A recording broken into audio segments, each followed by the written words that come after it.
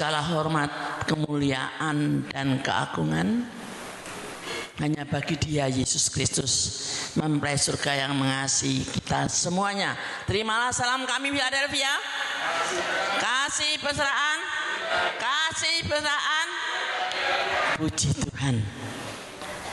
Saudara, hari ini adalah hari istimewa di mana Jumat Agung kita memperingati akan pertolongan Tuhan, kasih Tuhan yang begitu besar. Dia yang telah menyerahkan dirinya mati di atas kayu salib untuk kita semua orang yang berdosa. Ya, ini peringatan yang tiap tahun kita memperingati, tapi saya harapkan bukan hanya tiap tahun, tetapi setiap saat saudara akan mengingat akan kebaikan Tuhan, ya, akan pertolongan Tuhan, akan kelepasan yang Tuhan bikin kepada kita semuanya, sehingga kita sebagai anak Tuhan senantiasa mau beribadah kepadanya dengan segenap hati dan jiwa. Karena kita tidak bisa membalas kasihnya Tuhan yang besar hanyalah dengan ibadah. Itulah yang kita bisa lakukan untuk mengingat, untuk mengenang kasih Tuhan, dan untuk menghargai kasih Tuhan yang begitu besar dalam kehidupan kita. Saudara, Tuhan melepaskan Bani Israel itu sebenarnya supaya kita orang-orang Israel itu bisa beribadah kepada Tuhan. Itu tujuannya, ya. Israel telah menjadi tawanan, ya, yaitu di Mesir. Dia harus kerja rodi setiap saat, ya, tidak ada waktu untuk beribadah. Maka Tuhan mau melepaskan Bani Israel supaya bisa beribadah kepada Tuhan. Tapi sebelum itu kita akan membaca di dalam Alkitab kita masing-masing. Tema kita 1 tahun sampai nanti September, ya, baru ganti tema. Kita akan baca dalam Mazmur pasal 95 ayat yang ke-7 saja. Mazmur pasal 95 ayat yang ke-7. Sebab dialah Allah kita. Ya, dialah Allah kita. Dan kitalah umat gembalaannya. Ya. Dan kawanan domba tuntunan tangannya. Ya. Ini pernyataan Israel setelah dia dilepaskan daripada perbudakan Mesir. Ya, dia merasakan pertolongan Allah, pimpinan Allah, dan dia mengakui Allah yang berkuasa, Allah yang telah memimpin dia, membimbing dia, ya, sampai dia keluar dari Mesir dan menuju Kanaan. Namun Israel tidak semuanya bisa masuk Kanaan, hanya sebagian. Karena Israel telah mengeraskan hatinya, memberontak kepada Tuhan, sehingga hanya Yosua dan Kaleb yang bisa masuk Kanaan. Saudara, beberapa tulah telah diberikan kepada orang-orang Mesir atau Firaun sebagai raja, ya, tetapi dia tidak mau melepaskan Israel dari perbudakan Mesir. Tetap Israel menjadi budaknya. Tetapi hanya tulah yang ke-10 di mana Tuhan berfirman supaya Israel menyembelih anak domba yang tidak bercacat dan celah, dan darahnya dioleskan di ambang pintu. Maka jikalau darahnya itu dioleskan di ambang pintu, maka malaikat maut yang seharusnya membunuh anak-anak sulung, juga binatang-binatang yang sulung, kalau malaikat itu melihat darah yang dioleskan di ambang pintu, maka semua anak sulung dan binatang sulung tidak akan dibinasakan. Saudara, baru ya Israel terlepas, bisa keluar dari Mesir.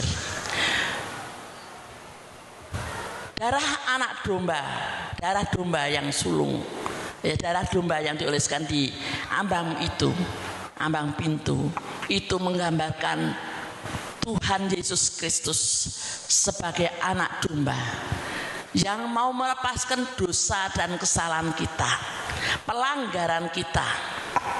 Karena kita adalah orang yang berdosa, banyak pelanggaran, kesalahan sebelum kita mengenal Yesus. Ya, sebelum kita mengenal Tuhan, banyak sekali kesalahan-kesalahan, pelanggaran-pelanggaran kita yang telah kita perbuat. Tetapi oleh karena darah Kristus, Yesus mati di atas kayu salib untuk menebus dosa saudara dan saya, dan darahnya menyucikan kehidupan kita sehingga kita terlepas ya daripada maut, terlepas daripada dosa kesalahan kita, dan kita mendapatkan hidup yang kekal. Saudara, biarlah kita sebagai anak Tuhan yang telah ditebus, yang telah dilepaskan dari dosa dan dilepaskan dari maut, biarlah kita senantiasa mau sungguh-sungguh beribadah kepada Tuhan, percaya kepada Tuhan seperti Tuhan katakan, supaya kita beribadah dan taat kepadanya, supaya nanti kita bisa masuk kota Yerusalem baru yang dibangun oleh tangan Allah sendiri. Ya, jangan sampai kita ketinggalan, jangan sampai kita tidak masuk seperti sebagian Bani Israel. Ya, banyak Bani Israel yang tidak bisa masuk, bahkan hanya Yosua dan Kaleb yang bisa masuk Kanaan. Betapa disayangkannya, Tuhan telah memimpin 40 tahun lamanya Bani Israel di padang gurun, tetapi dia tidak bisa masuk Kanaan. Begitu juga kita sebagai anak Tuhan yang telah ditebus, yang telah diampuni dosa pelanggaran kita. Bila kita benar-benar waspada, benar-benar kita mau mengiring Tuhan dengan setia, ya, meninggalkan segala kefasikan kita, supaya kita mendapatkan hidup yang kekal. Kita akan awali dengan pembacaan kita, yaitu Titus pasal 2 ayat 11 dan 12.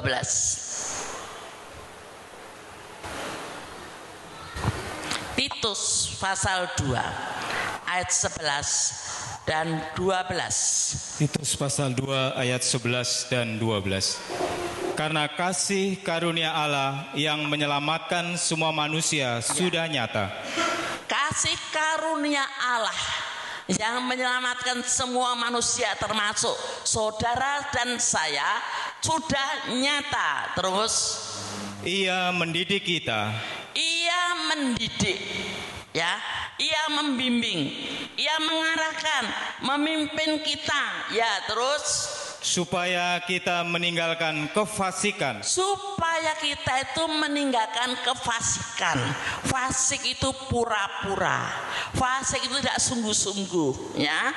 Itu kita tinggalkan semuanya, supaya kita sebagai anak Tuhan yang merasa sudah ditebus, sudah disucikan, sudah dikuduskan, kita benar-benar akan mengiring Tuhan dengan sungguh-sungguh, ya, terus dan keinginan-keinginan duniawi. Ya, meninggalkan kefasikan dan keinginan-keinginan duniawi. Terus dan supaya kita hidup bijaksana. Tuhan kehendaki supaya kita ini hidup bijaksana, berarti kita itu harus mengerti kehendak Allah, ya, terus adil dan beribadah di dalam dunia sekarang ini. Nah, supaya kita beribadah kepada Tuhan, ya, dalam dunia ini, selama kita masih hidup di dunia, mari kita akan beribadah kepadanya.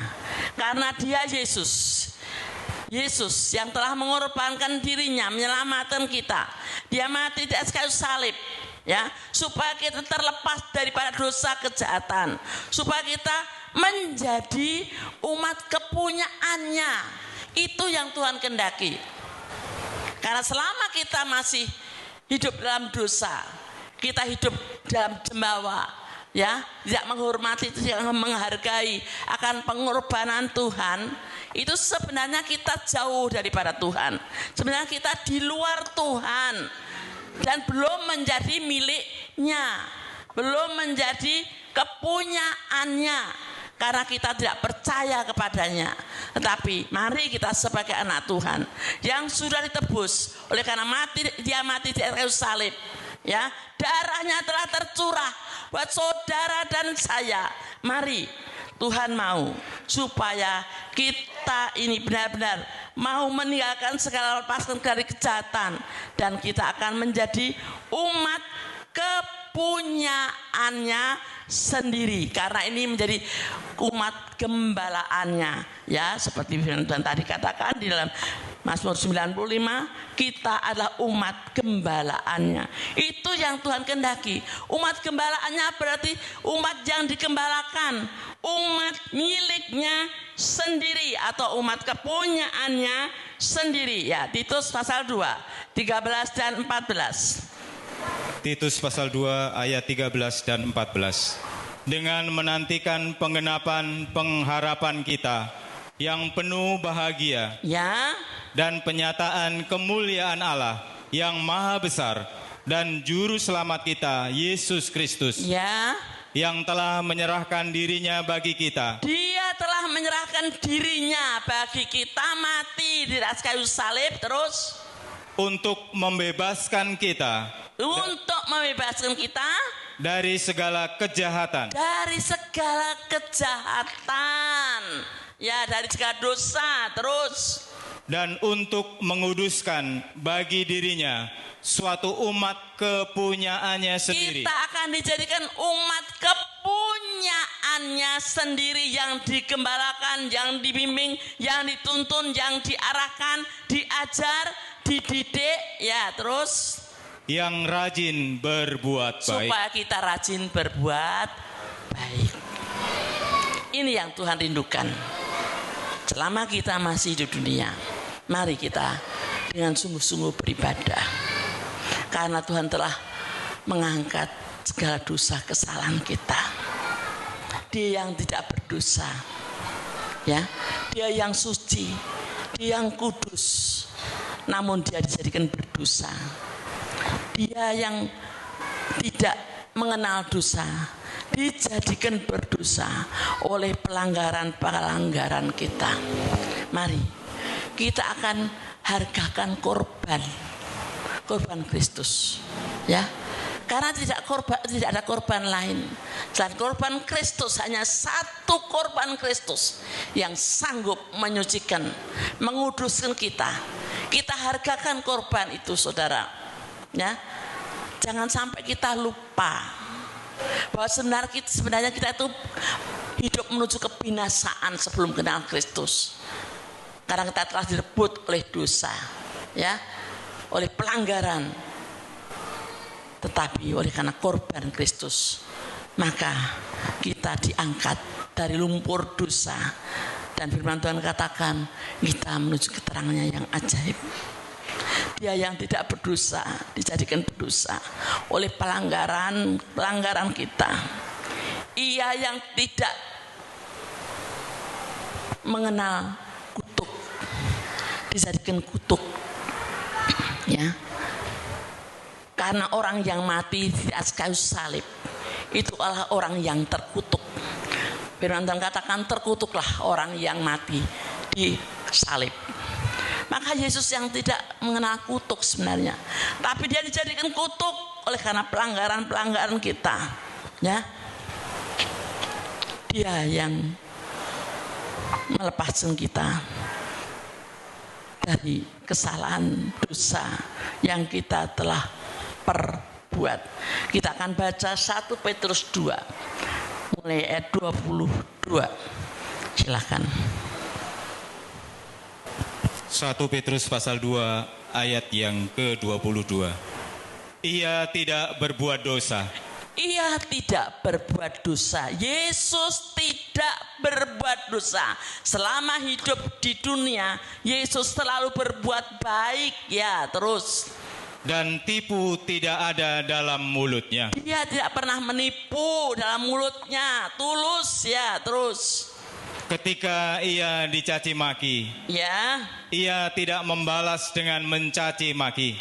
waktu dia dihujat, dicaci maki, dia tidak membalas dengan caci maki. Terus Ketika ia menderita, ia tidak mengancam, ya, tetapi ia menyerahkannya kepada Dia yang menghakimi dengan adil. terus Ia sendiri telah memikul dosa kita di ia dalam telah memikul tubuhnya, dosa kita. Terus di dalam tubuhnya di Ya. kayu salib, di dalam tubuh di kayu salib. Terus supaya kita yang telah mati terhadap dosa hidup untuk kebenaran. ya, Oleh bilur-bilurnya kamu telah sembuh. cukup. Saudara, kita ingat sejenak. Ya, kita lihat firman Tuhan. Kita percaya firman Tuhan, Injil yang kita percayai. Betapa beratnya ya Tuhan Yesus harus menanggung dosa seluruh dunia ini. Sampai sebelum dia harus disalib, dia doa di Taman Getsemani, ya, di mana murid-muridnya tertidur lelap, tetapi Yesus berdoa dengan ratap dan tangis, kata firman Tuhan. Dengan ratap dan tangis dia berdoa kepada Bapa. Bukan apa, saudara, bukan karena dia tidak bisa menanggung salib, tidak, ya, tetapi bisa enggak, menangkah enggak, ya, untuk mengangkat dosa manusia sedunia ini, ya. Mungkin kalau hanya salib-salib biasa bukan karena dosa manusia, ya penjahat pun juga disalib, ya. Tetapi dia itu apakah bisa, ya, mampu untuk menanggung semua dosa manusia? Bisa enggak dosa manusia seluruh dunia ini, ya, diampuni, dikeluarkan dari dosa, artinya supaya dia itu menang daripada pelanggaran-pelanggaran itu, sehingga manusia bisa diampuni. Itu yang menjadi beban bagi dia, sampai dia menangis dengan ratap tangis yang tidak terkatakan. Tetapi oleh karena kesalehannya, firman Tuhan katakan, nah, Tuhan Bapa yang di surga mendengar akan suara tangisnya, atas ratap tangisnya, karena kesalehannya, sehingga dia mampu untuk mati di atas kayu salib, menanggung dosa seluruh dunia ini, ya. Dia sebagai anak taat kepada Bapa sampai pada kesempurnaan, dia menjadi pokok keselamatan, ya, karena kesalehannya. Kesalehan, ya, saleh itu berarti, ya, tidak berbuat yang melanggar firman, ya, yang melanggar firman, tulus dalam menjalankan apa yang dipercayakan kepada dia, yaitu harus mati di atas kayu salib. Dengan tulus dia melakukannya, maka oleh karena kesalehannya dia menjadi pokok keselamatan. Dia begitu menderita, ya, namun Tuhan campur tangan dalam kehidupan itu, ya.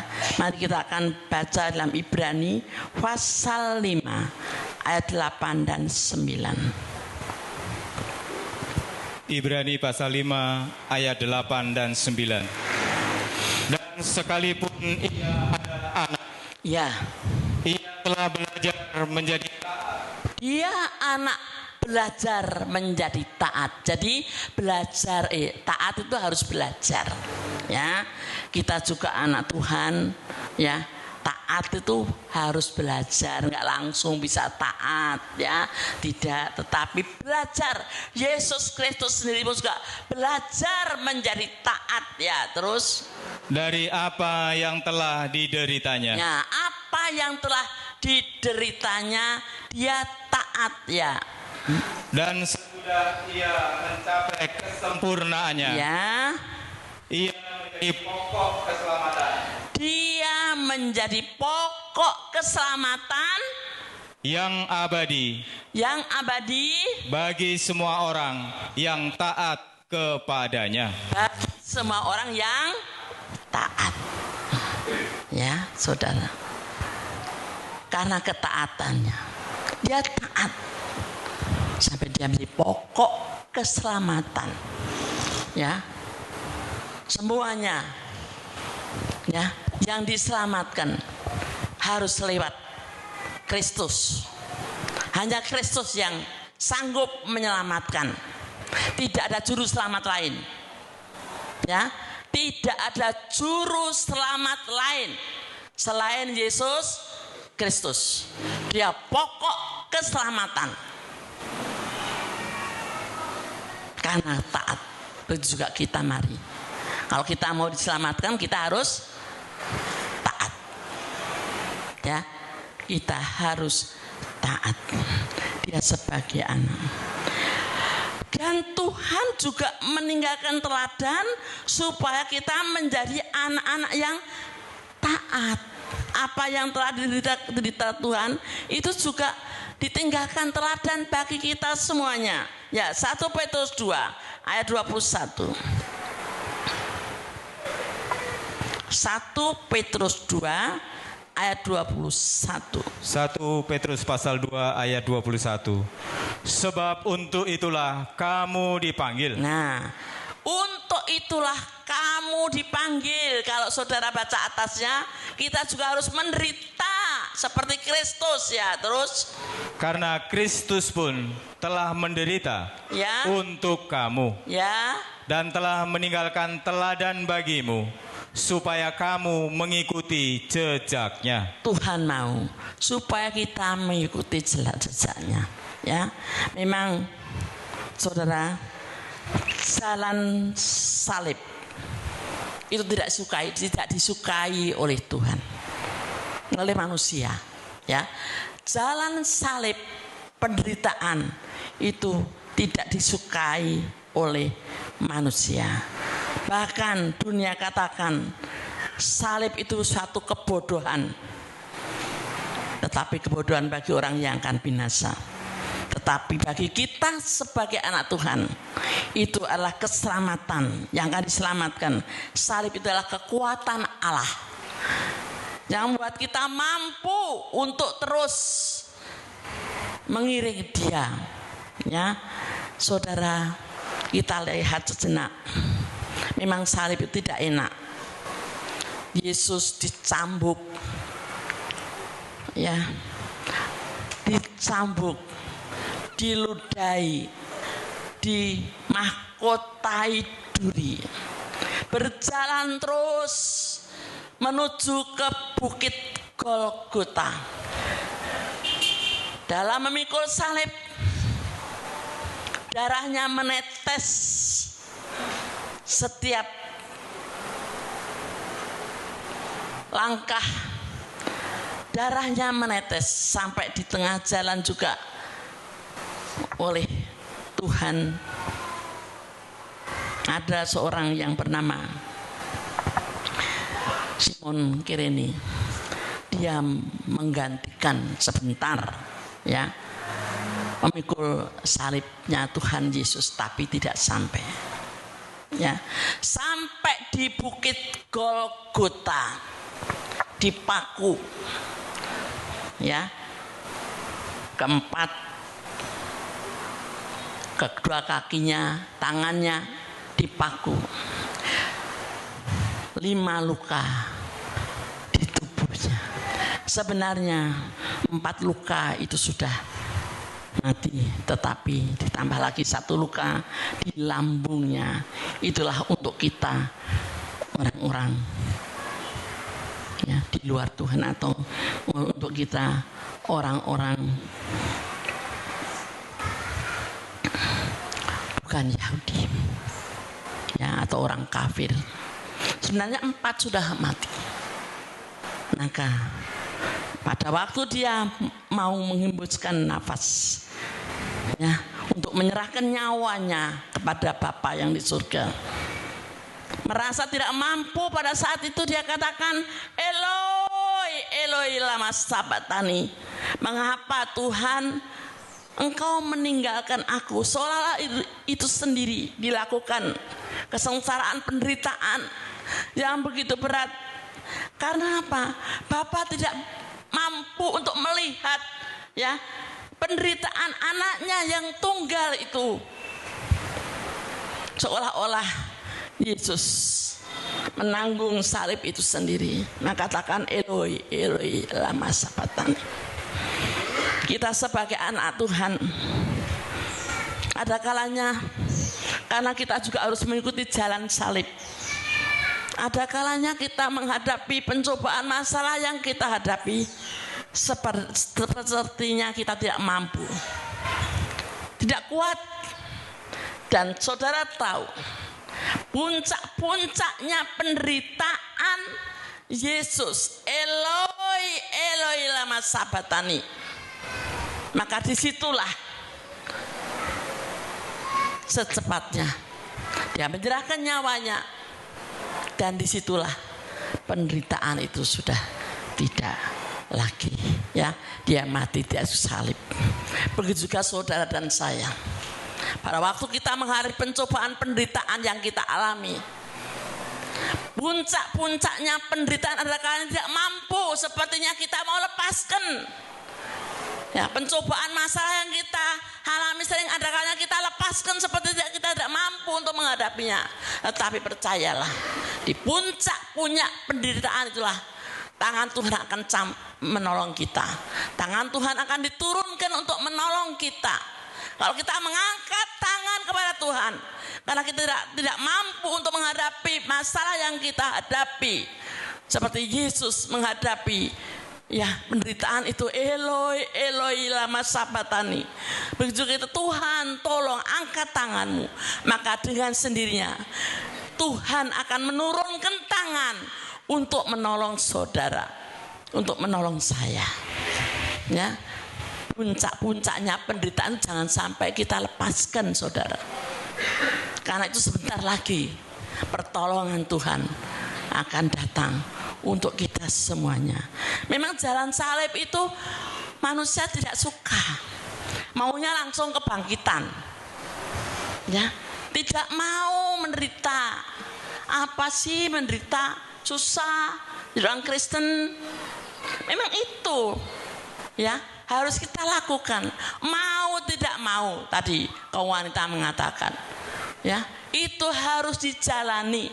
Kalau kita mengiring Yesus, kita mengikut Yesus, harus menjalani, harus pikul salib, kata firman Tuhan. Kalau kita tidak mau pikul salib, tidak layak untuk menjadi murid Kristus. Mari kita sebagai anak Tuhan, siapkan akal budimu ya, supaya kita hidup sebagai anak-anak yang taat, seperti Yesus taat. Begitu kita untuk mengiring Tuhan, untuk beribadah kepadanya ya, biarlah kita waspada dan kita juga siapkan akal budi kita supaya kita sebagai anak-anak Tuhan ya, jangan sampai bodoh, tetapi menjadi anak yang bijaksana, seperti Rimadara yang bijaksana ya. Mari kita siapkan akal budi kita. Kalau Yesus sendiri menderita karena dosa kesalahan kita ya, biarlah kita yang hidup juga akan menderita buat Dia yang telah mati di atas kayu salib ya. Mari kita sebagai anak Tuhan, jangan sampai kita meninggalkan Tuhan karena penderitaan, kesusahan dunia ini, tetapi kita terus bertahan seperti Yesus bertahan ya, karena ketaatannya. Maka Tuhan campur tangan dalam segala hal. Begitu juga kita. Mari kita akan baca di dalam 1 Petrus 1 ayat 13. Kita mulai baca. 1 Petrus 1 ayat yang ke-13. Sebab itu siapkanlah akal budimu. Siapkanlah akal budimu. Waspadalah. Waspadalah, ini yang Tuhan kehendaki. Karena hidup di dunia ini ya, banyak hal-hal yang merintangi kita untuk kita tetap percaya kepada Tuhan, untuk kita tetap beriman kepada Tuhan. Maka waspadalah, kata firman Tuhan. Dan letakkanlah pengharapanmu. Letakkanlah pengharapanmu Seluruhnya. Atas kasih karunia. Yang dianugerahkan kepadamu Ya. pada waktu pernyataan Yesus Kristus. Ya. Terus. Hiduplah sebagai anak-anak yang taat. Hiduplah sebagai anak-anak yang taat. Inilah teladan yang ditinggalkan Tuhan buat kita semuanya. Sebagai anak Tuhan yang telah ditebus, yang telah diselamatkan, Tuhan berikan teladan supaya kita menjadi taat. Hidup sebagai anak-anak yang taat. Terus. Dan jangan turuti hawa nafsu yang menguasai kamu pada waktu kebodohanmu. Ya, cukup. Supaya kita tidak menjadi orang yang bodoh, tetapi menjadi 5 anak darahnya bijaksana. Mempersiapkan diri. 5 anak darah yang bijaksana itu selalu menyiapkan diri untuk menyambut kedatangan mempelai. Begitu juga kita. Tujuan kita hidup di dunia ini bukan hanya di dunia ini, tetapi tujuan kita adalah Yerusalem yang baru, menjadi mempelainya Tuhan, masuk dalam pesta malam kawin anak domba. Seperti 5 darah yang pandai, dia menyiapkan minyak dalam lampunya. Jadi bukan hanya lampu saja, tetapi minyak dalam lampunya itu ada dan tetap menyala, tetap bercahaya. Lihat firman pengajaran yang Tuhan bikin kepada kita semuanya. Maka kita tetap mempunyai lampu yang tetap bercahaya. Ya, lampu atau lampu yang tetap menyala sampai kedatangan Tuhan Yesus Kristus. Kita harus mau tekun menanggung penderitaan, ya. Jangan sampai kita lepaskan kepercayaan kita kepada Tuhan. Meskipun kita harus pikul salib, ya, meskipun kita harus ya mengalami ya mungkin pasang surut dalam kehidupan kita, tetapi mari kita sebagai anak Tuhan, jangan sampai kita lepaskan salib itu dalam kehidupan kita. Ya, pandanglah Tuhan. Kalau kita lemah, pandanglah Tuhan. Dia yang tekun memikul salib, menanggung penderitaan. Ya, dia yang tekun, ya, taat kepada Bapa yang di surga. Begitu juga kita, biarlah kita tekun menanggung penderitaan. Kita akan baca di dalam Ibrani pasal 2 ayat 2, 3 dan 4. Silakan. Ibrani pasal 2 ayat 3 dan 4. Ayat 3 dan 4. Bagaimanakah kita akan luput jikalau kita menyia-nyiakan keselamatan yang sebesar itu? Ibrani 12 ayat 3 dan 4. Ibrani pasal 12 ayat 3 dan 4. Ingatlah selalu akan Dia. Ya, ingatlah selalu akan Dia. Terus yang tekun menanggung bantahan. Ya, dia tekun menanggung bantahan. Yang sehebat itu terhadap dirinya dari pihak orang-orang berdosa. Terus supaya jangan kamu menjadi lemah dan putus asa. Jangan kamu menjadi lemah dan putus asa. Ya, untuk kita menghadapi masalah penderitaan pada akhir zaman ini, tantangan pada akhir zaman ini memang tidak mudah. Tetapi firman mengatakan jangan kamu menjadi lemah dan putus asa, ingat akan Kristus yang tekun menanggung penderitaan. Ya, terus dalam pergumulan kamu melawan dosa kamu, belum sampai mencucurkan darah. Ya, kita sebagai anak Tuhan memang penderitaan sering datang, tetapi belum sampai saudara dan saya itu mencucurkan darah seperti Kristus.